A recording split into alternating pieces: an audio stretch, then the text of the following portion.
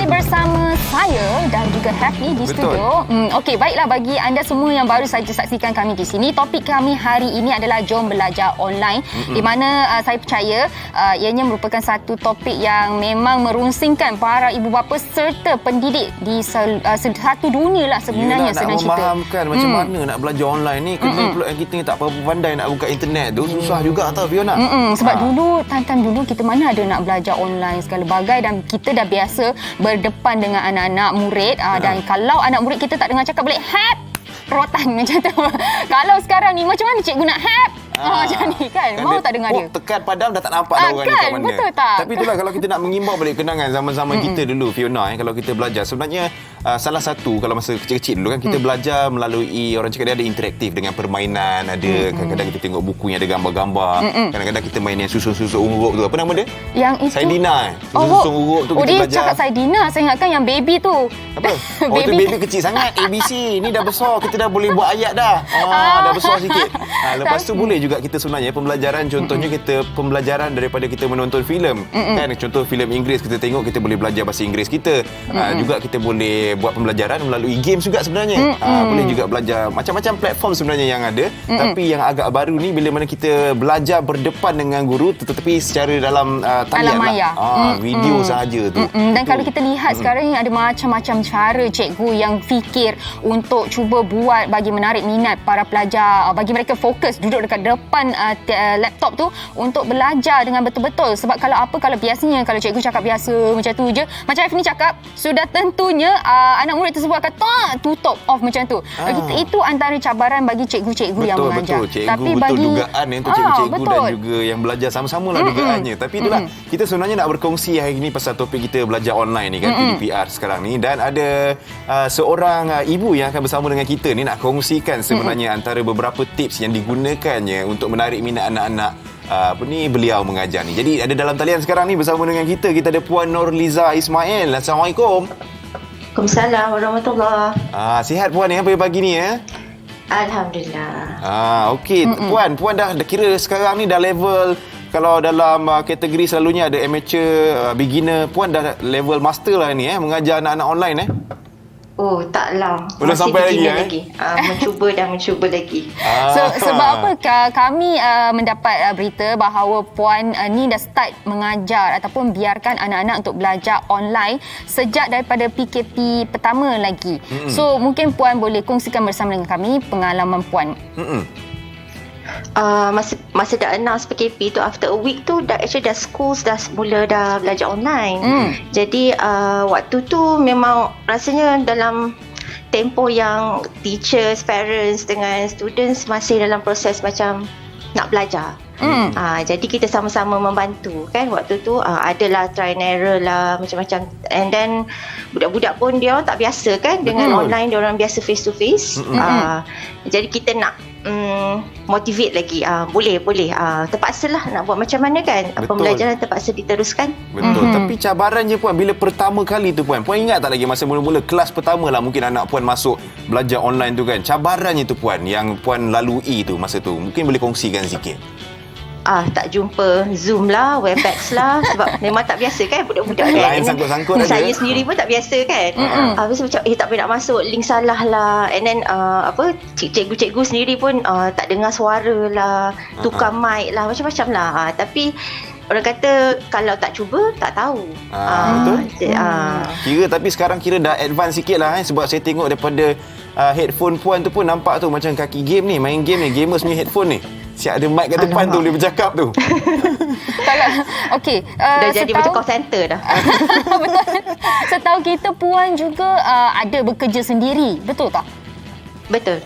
Okey, so macam mana Puan boleh juggle dengan nak memastikan anak kita pelajarannya tidak ketinggalan, pada masa yang sama juga Puan kena menunaikan tanggungjawab sebagai seorang pekerja? Sama-sama ada kat meja tu. Jadi macam saya work from home memang dah lama. Dan saya pun memang penulis sambilan. Jadi usually saya plan my time. Kalau time tengah online classes tu memang kadang-kadang tu saya just free free my time je lah untuk tengok kan. Budak-budak ni kadang-kadang ada masalah nak masuk, kadang tak masuk. So memang always ada dekat situ. So time management tu very very important untuk pastikan diorang masuk kelas on time, tengok schedule daily, macam tu lah. Salah satu lagi cabarannya sebenarnya kalau pembelajaran online ni, nak menarik anak-anak tu supaya minat duduk depan komputer tu menghadap apa yang cikgu cakap tu, Puan. Mungkin Puan boleh kongsikan dari segi bahagian tu pula.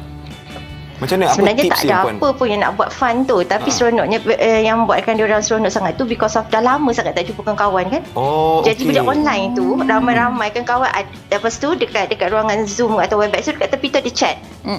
Seronok pula dia chat dengan kawan-kawan dia kat tepi tu. Boleh berborak-borak tapi kan, naik pula Okey, Puan Nurliza ada berapa orang anak? Dengar cerita ada 4 kan? Ya, betul, 4. Okey, jadi mungkin cabaran untuk setiap umur tu berbeza. Mungkin Puan boleh kongsikan cabarannya dan macam mana Puan mengatasi masalah untuk bagi mereka lebih fokus kepada pembelajaran yang dibuat secara alam maya ni. Sebab untuk anak-anak yang lebih muda, lebih kecil, fokus dia memang lebih pendek kan? Betul. Okey, so macam mana Puan mengatasinya? Saya lebih tekan kepada anak prasekolah saya. Last year anak saya 6 tahun. Jadi memang critical tahun lah kan. Sebab this year dia masuk darjah 1. Jadi memang waktu tu memang saya pastikan untuk dia at least mengira, membaca, menulis. 3 tu kena ada. Jadi selain daripada kelas dia pendek je tau, dalam 10 minit. Daily 10 minit memang cikgu dia akan buat reading, jawi ke hafazan ke apa, satu hari sekali aja.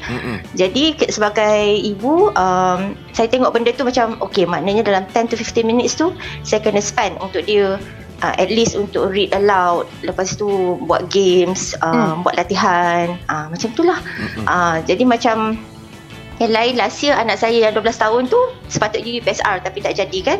So kena pastikan dia masuk kelas on time. Lepas tu adalah untuk guide dia for latihan-latihan yang dia tak faham. Sebab bila cikgu dah ajar, cikgu kadang bagi video kan.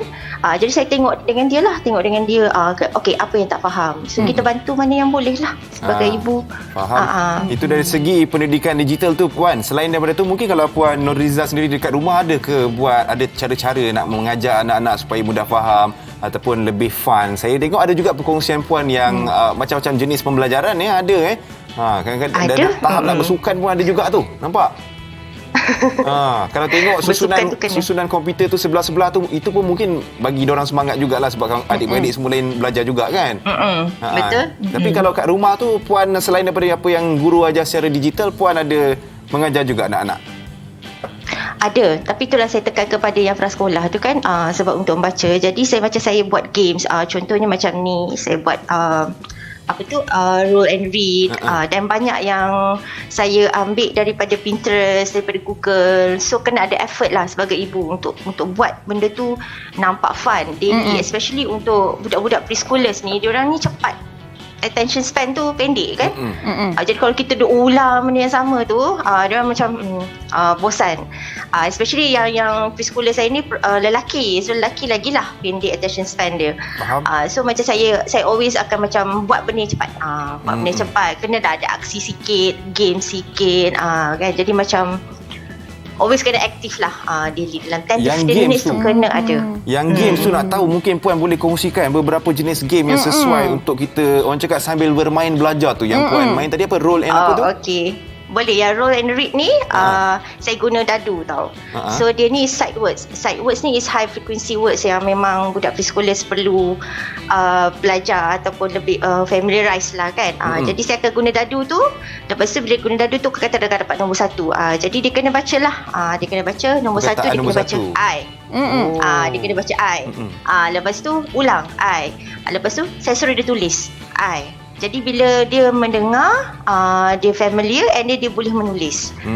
Lepas tu saya roll lagi. Dia dapat nombor 3. So the macam mana jeda macam tu kan. Jadi Perkataan macam mana nak seterusnya. sebut macam tu lah. Betul Menarik, interaktif lah kiranya ada permainan jugalah Fiona Okey, mungkin Puan Nurliza boleh kongsikan Instagram supaya ibu bapa yang ada di luar mungkin boleh ambil sedikit idea ataupun tanya Puan mengenai cara-cara apa yang Puan praktikkan di rumah ni. Instagram saya ialah Jaja_Zafri. Itu saja. Tak ada apa Okey. sangat lah, tapi bolehlah share sebagai ibu kan. Ya, kalau nak berkongsi pengalaman nak tanyakan macam mana main game tu tak tahu. Boleh tanya Puan lah nanti Jaja_Zafri. Okey, boleh follow Zafri, dekat situ. Alright, terima kasih Puan berkongsi sedikit ilmu dengan kita pagi ni Puan Terima kasih Happy Fiona weekend. dengan Terima kasih. Bye-bye. Bye. Assalamualaikum. Waalaikumsalam warahmatullahi. Tu dia maksudnya kena ada dia kiranya two way interaction Betul. lah kan. Kena ada games dengan anak-anak nak tarik minat kan. Dan ibu bapa pun kena ada effort lah, kena study juga untuk cari solusi macam mana nak menarik minat anak-anak untuk belajar.